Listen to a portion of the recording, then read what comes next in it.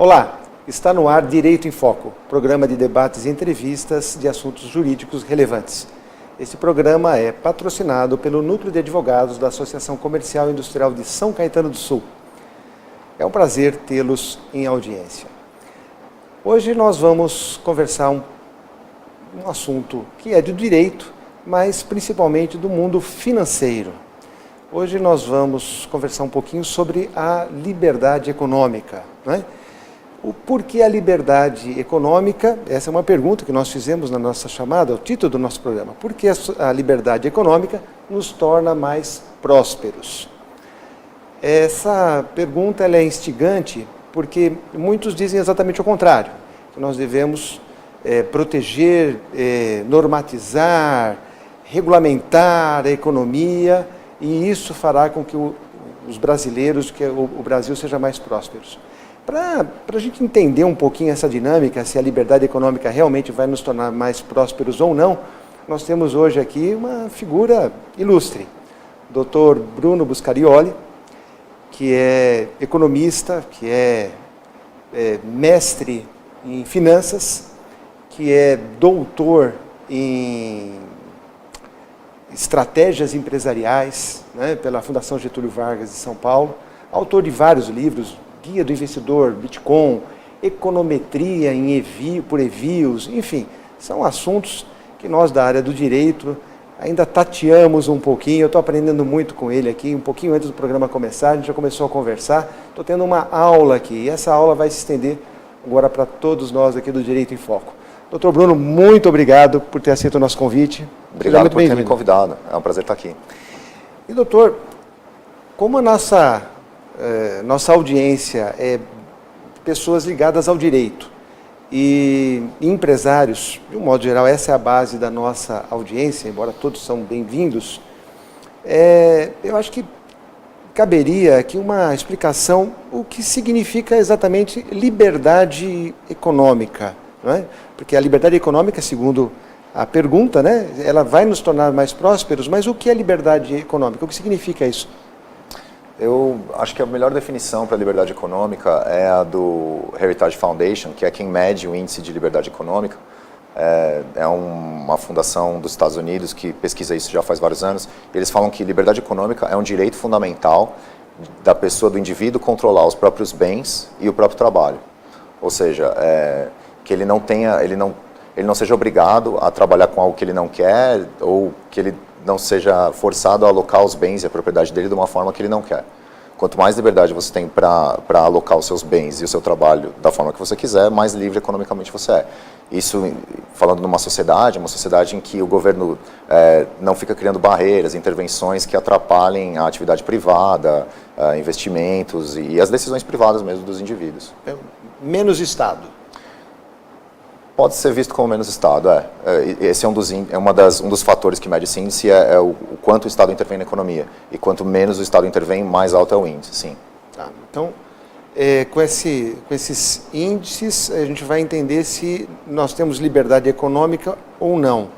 E já partindo, como o nosso programa é bastante curto, já vou partir para as perguntas diretas. O senhor é extremamente bem preparado, então já vou abusar aqui desse seu conhecimento.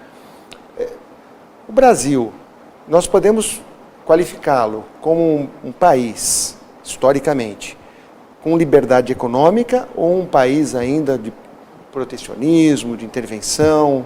Como é que nós poderíamos situar o Brasil nisso? Interessante que você perguntou isso. Eu trouxe uma imagem que acho que pode ser um bom momento para mostrar, já que a pergunta foi essa. Eu queria colocar a primeira imagem, que é o mapa mundi do índice de liberdade econômica, esse de 2019, saiu recentemente esse índice. Então, quanto mais verde, mais liberdade, quanto mais para o vermelho, menos liberdade econômica, né, pelo índice do Heritage Foundation. Então, como vocês podem ver aí, os países, coincidência ou não, os melhores países do mundo são os verdinhos, que são justamente os mais livres. E os piores países ali na África, no Oriente Médio e na América Latina, Venezuela, Bolívia, Equador, Cuba, Coreia do Norte, são os vermelhinhos, são os piores. O Brasil está no laranja, que é não muito livre. Está no mesmo nível de Rússia, China e tal. E está pior do que os vizinhos, né? Colômbia, Peru, México. O melhor da América Latina é o Chile. Eu vou pedir a próxima imagem, que é específico da América Latina, só para mostrar o Brasil em relação aos seus vizinhos, o próximo gráfico. Se puder mostrar agora, a gente já encerra os gráficos. Ok. Isso, esse aí. Perfeito. Esse especificamente para o continente. O único país verdinho aí é o Chile, que é o país mais rico da América Latina, hoje. Tem a maior renda per capita, o melhor índice de desenvolvimento humano.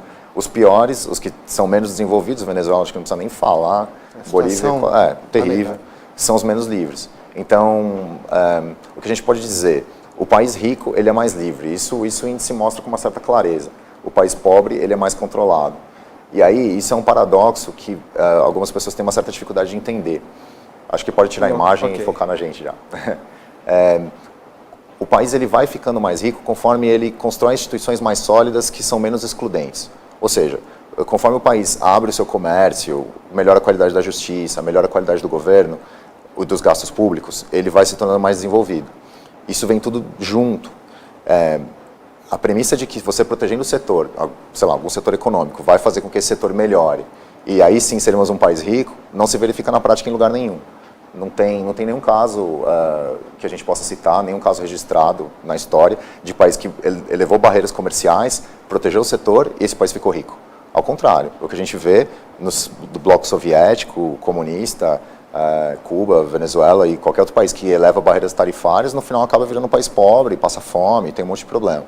E na América Latina o exemplo mais claro é o Chile, que passou por um monte de problemas aí com o regime Pinochet, que era um país hipercontrolado, muito estatal, algo mais ou menos parecido com o que a Venezuela era no começo do governo Chávez, só que passou por uma ditadura que mudou totalmente a orientação econômica do país. Hoje é o país mais liberal do continente, as tarifas de importação são quase zero para a maioria dos produtos, você pode importar um carro no Chile e pagar o preço que ele custa na China, é super barato, e é o país mais desenvolvido.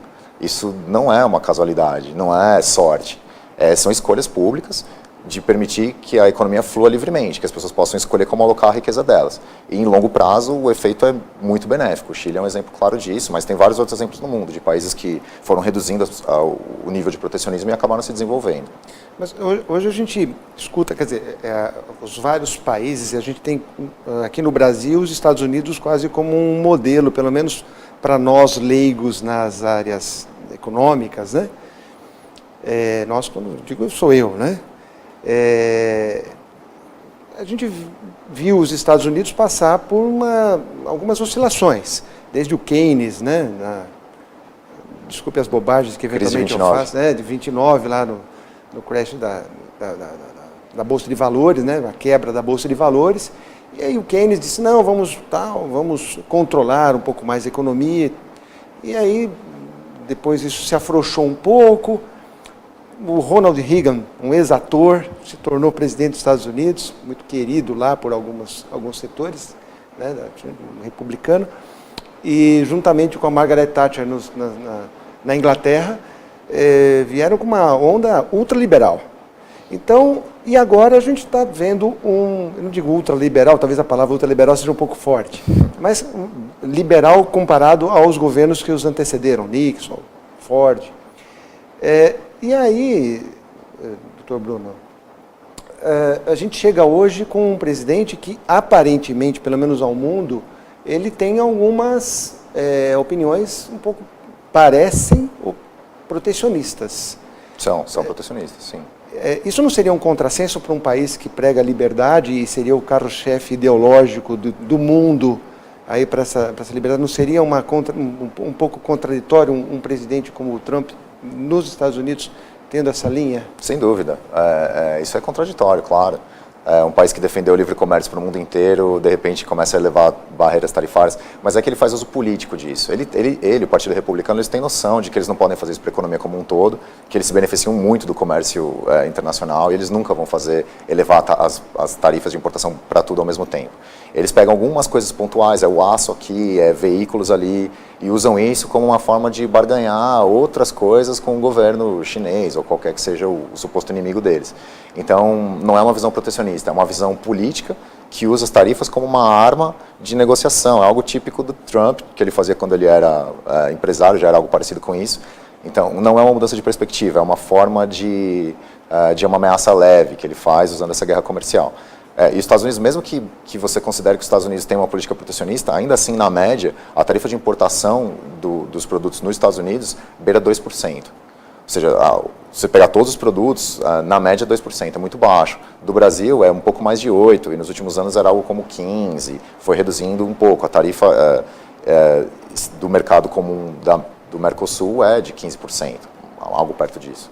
Então ainda é muito alto, por mais que isso pareça uma medida protecionista, na média eles são quase nada protecionistas comparados com a América Latina, com o Brasil, né?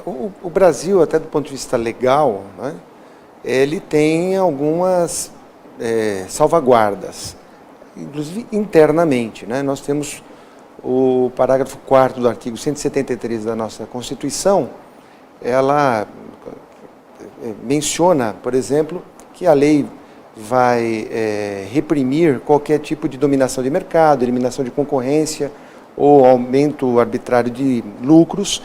E isso se aplica, esse raciocínio da Constituição se aplica tanto para o mercado interno como para o mercado externo. Porque uma liberdade econômica plena geraria, segundo a nossa Constituição, riscos desta monta. A eliminação de concorrência, por exemplo. Não, eu deixo o mercado totalmente à vontade e aí, com isso, um dos riscos que o nosso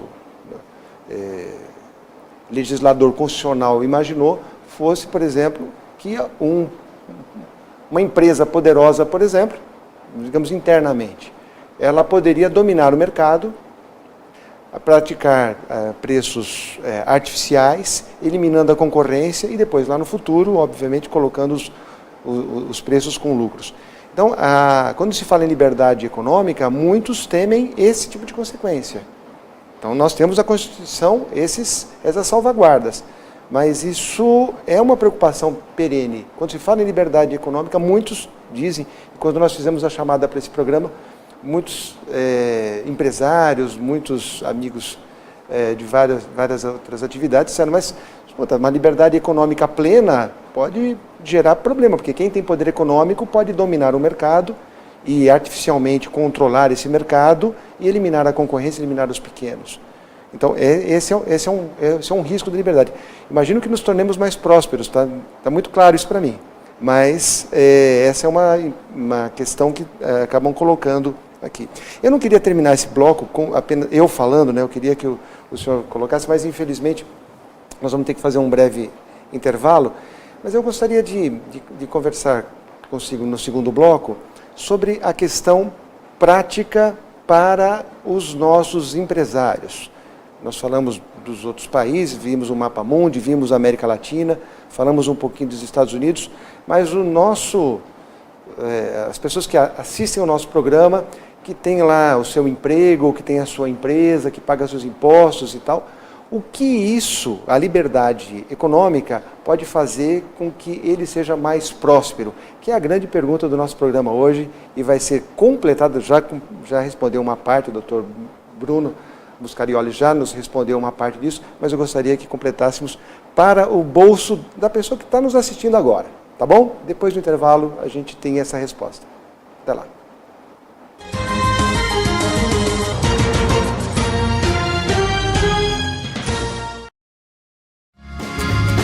Viaje Mais! Prepare-se para conhecer os mais belos lugares do planeta, de segunda a domingo em 2 horários, às 13h30 e à meia-noite, na rede NGT Canal 48 Digital e na TV Grande ABC Canal 3 NET.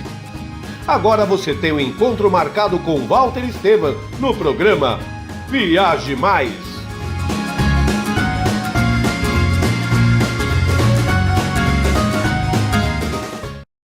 Com a Juliana Flores, você está a um clique de deixar alguém ainda mais feliz. Entrega de presentes, flores e momentos únicos em até 3 horas em todo o Brasil. Juliana Flores. Sob nova direção e mantendo a comida caseira, sejam bem-vindos ao Restaurante da Praça.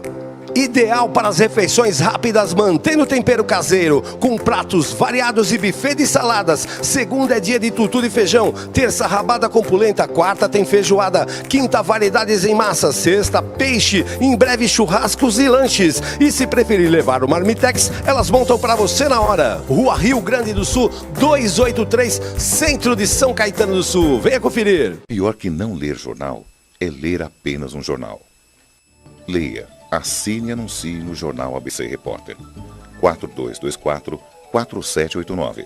Se você é notícia, foi ou vai ser, ligue para a nossa redação ou mande um e-mail para redação@jornalabcreporter.com.br. ABC Repórter, o diário. www.jornalabcreporter.com.br.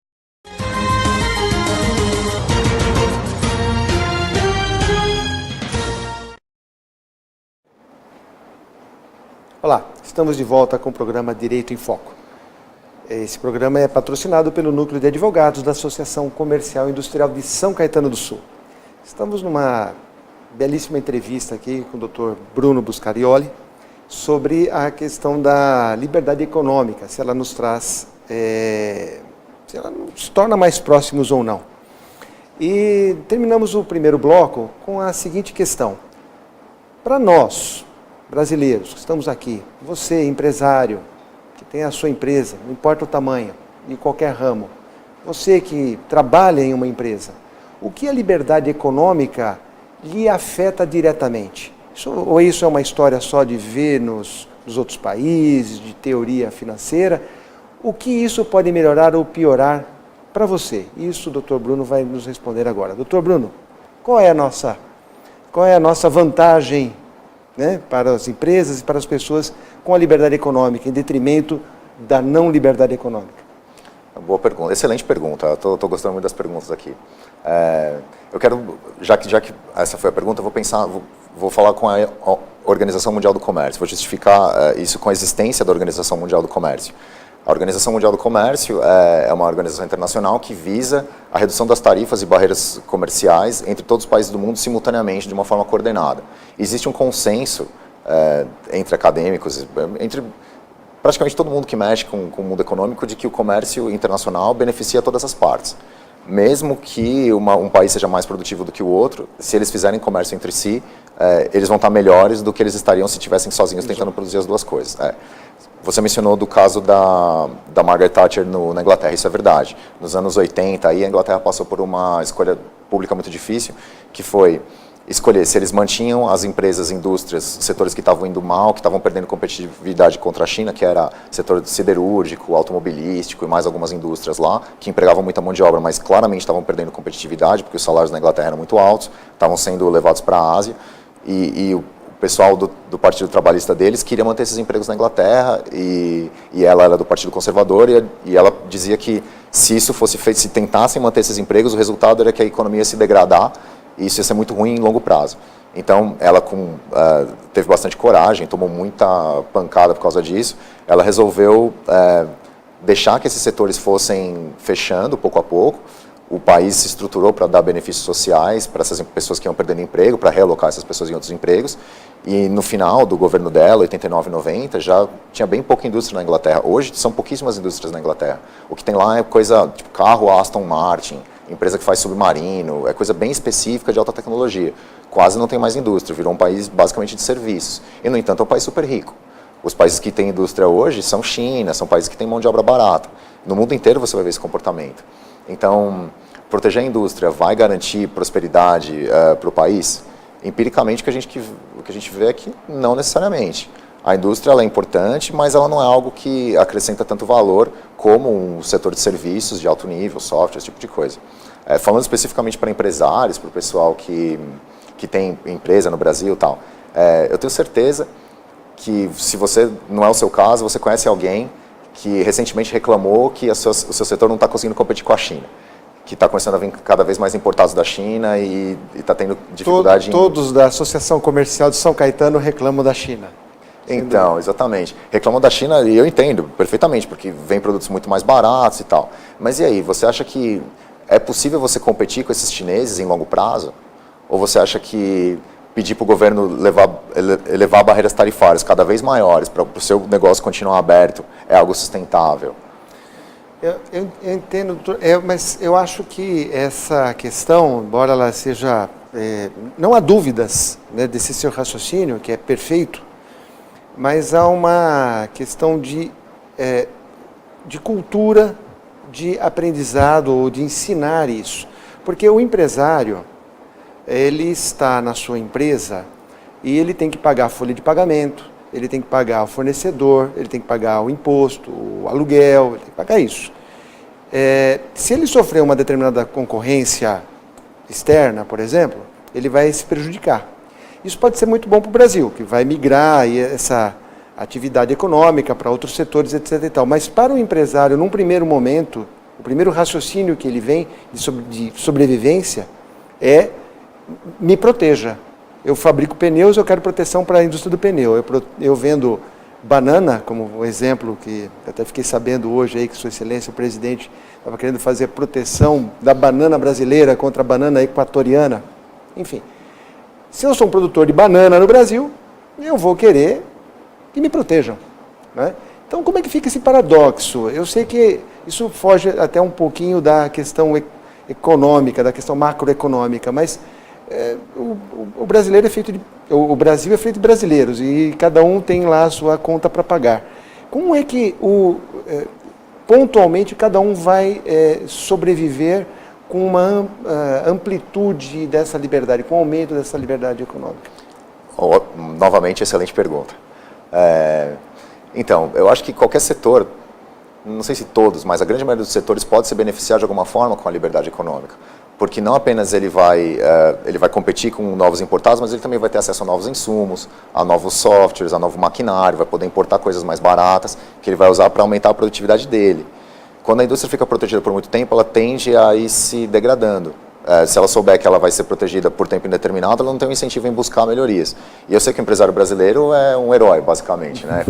com todas as dificuldades que o governo impõe. Acho que a primeira coisa que o empresário tem que procurar é lutar no governo para ter simplificação. Que o governo não lute contra o empresário. Então, não seja inimigo, né? Exatamente. Se o governo não atrapalhar, eu acho que talvez metade das empresas brasileiras já ganhariam uma competitividade gigantesca do dia para a noite, assim. O governo brasileiro atrapalha muito, com burocracias ridículas, contabilidade, regras tributárias no Brasil são as mais complicadas do mundo. Qualquer empresa você precisa ter um contador, um especialista em tributos para conseguir pagar, e ainda assim pode ser que você não consiga pagar direito. Tributarista. Então. Isso é uma coisa que só tem no Brasil e em países atrasados. Infelizmente. Em países desenvolvidos, contador é um negócio só para empresa grande, você presta suas contas direto para o governo, não precisa ter um contador obrigatoriamente fazendo isso para você. Então, a primeira coisa que os empresários têm que pensar, claro, imediatamente ele pensa, tenho que me proteger. Ok, o mercado brasileiro já é bem protegido. Então ele tem que pensar além disso. Pensar, e aí, como é que eu posso ser mais competitivo? A primeira coisa é impedir que o governo atrapalhe a vida dele. Primeira, fundamental. Todas essas simplificações, muitas das reformas que o ministro Paulo Guedes quer passar, de simplificação tributária e tal, vão nessa direção, eu acho que é perfeito. Pagar menos imposto, ter menos burocracia, menos problema trabalhista, que no Brasil é gigantesca a quantidade de ações trabalhistas, as esferas de governo que não se conversam, imposto federal, municipal, estadual, legislação ambiental, em cada cidade tem uma diferente, você precisa de licenças diferentes. Tudo isso transforma o Brasil num lugar caro e difícil de trabalhar. Em países desenvolvidos, não. Normalmente é um órgão, algo bem rapidinho, resolve, não tem, você fica meses esperando, não precisa pagar um monte de taxa, não tem um fiscal corrupto que vem pedir alguma coisa para você. Então, essa melhoria institucional é fundamental. É isso que vai. Acredito que é o que salvaria o Brasil. A gente melhorar, transformar o Brasil num ambiente amigável para qualquer tipo de negócio. Se, chegando nesse aspecto, supomos que o Brasil consiga chegar num nível de competitividade em termos burocráticos comparável ao de um país desenvolvido. Aí sim a gente poderia começar a pensar em ir tirando as barreiras tarifárias para que os empresários tenham aí sim acesso a mercados internacionais, tanto para vender como para comprar e conseguir insumos, e ir se inserindo nessas cadeias produtivas. Então, o empresário ele fica preso no Brasil hoje porque ele se sente ameaçado e ele não vê saída. Ele não vê onde ele consegue insumos mais baratos, ele não consegue contratar pessoas mais baratas, tudo é restrito, tudo é engessado. E aí ele pensa, se eu não me proteger, eu vou morrer. E muitas vezes é verdade mesmo. Então Só para concluir, tem que ser mais ou menos nesse caminho, melhorar a estrutura burocrática, para aí sim pensar em abrir o mercado de uma forma estruturada, gradual, para que o empresário seja capaz de competir com o mundo inteiro. Agora, é incompatível protecionismo com liberdade econômica? São antagônicos mesmo? Ou é possível uma convivência com algum tipo de protecionismo? Assim, o protecionismo é uma escolha pública, né? São os governos, eles optam por quem eles vão proteger e de que forma eles vão proteger. Então, é algo social. De certa forma, o protecionismo ele vai necessariamente tirar dinheiro de um grupo e dar para outro. Ele vai fazer as pessoas pagarem mais caro por produtos para defender um setor que talvez não seja tão eficiente. E isso é bom para esse setor, é bom para esses empregos? Mas se você fizer isso para a economia como um todo, a economia como um todo perde. Então, existe um antagonismo entre as duas coisas, mas não precisa ser uma abertura abrupta, como foi do Collor nos anos 90 lá, que ele foi presidente e já elevou as barreiras e um monte de empresa quebrou do dia para a noite. É porque, basicamente, os empresários querem a liberdade econômica, mas querem proteção. Aí é antagônico, aí é paradoxal. Porque você quer liberdade econômica para ter insumos, para ter as coisas que te beneficiam, exatamente. Mas na hora de vender o seu produto, aí você quer proteção. Não, você não pode ter as duas coisas, né? Se você quer liberdade, você tem que estar disposto a competir com o outro lado também. É porque, conceitualmente, a gente, conversando com alguns empresários, a gente nota esse paradoxo nas posições, né? Ele quer a liberdade econômica quando ele se favorece, e em determinados momentos quer, né, a proteção. Esse é um tema realmente fascinante, porque mexe com a vida, mexe com a economia de cada pessoa, do país, né? Só que, infelizmente, o nosso programa... Já acabou? Posso fazer uma consideração final, então? Já está acabando, e eu gostaria que o senhor fizesse, então, suas considerações finais para a gente poder concluir. Beleza. Eu terminei meu doutorado em dezembro do ano passado, está bastante recente, e as pesquisas mais recentes que tem sobre os resultados da liberdade econômica para as empresas mostram que quando um país se torna mais livre, e os exemplos melhores estão na América Latina, Colômbia, Peru, Chile, esses países que fizeram uma abertura recente, as empresas que são as melhores empresas, elas normalmente ficam mais lucrativas. E elas não quebram, como poderia se pensar, né? Vou abrir o setor, as empresas que não são competitivas vão sair quebrando, morrendo. Não necessariamente. Se as empresas que já são competentes, já são grandes, ao contrário, elas lucram mais, porque elas se inserem na cadeia global. Elas passam a se especializar no que elas fazem de melhor e acabam até ganhando mais. E na minha tese de doutorado, eu analisei algo parecido com isso e descobri que para a América Latina como um todo, quando ocorre um aumento da liberdade econômica, as empresas não aumentam a lucratividade, mas elas reduzem custos, de vários tipos de custos operacionais, e reduzem custos burocráticos como um todo. Então, a liberdade econômica, na verdade, vai favorecer os empresários. É só eles estarem dispostos a lutar por um ambiente de negócio menos burocrático, mais livre, né? No final, vai favorecer todo mundo, se todo mundo tiver coragem de ir para cima disso. Então, vamos lutar por isso. É importante, é a sobrevivência do nosso país. E com esta aula dada por Dr. Bruno Buscarioli, nós encerramos mais um programa Direito em Foco e voltaremos na próxima semana nesse mesmo horário. Muito obrigado pela audiência e até lá.